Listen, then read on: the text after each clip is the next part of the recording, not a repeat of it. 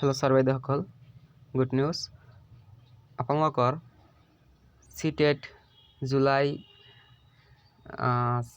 7 তাৰিখ হ'ব লগা এক্সামৰ এডমিট কাৰ্ড মুকলি হৈ গৈছে।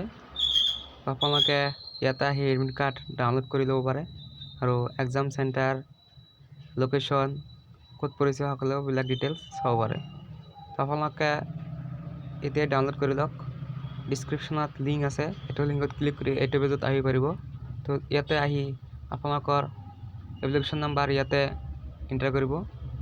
তাৰপিছত জন্মৰ দিন, মাহ, বছৰ ইয়াতে এণ্টাৰ কৰি ল'ব।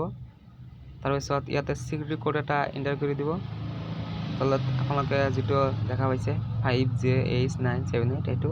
তাৰপিছত ইয়াতে ছাবমিট কৰি দিব তলত।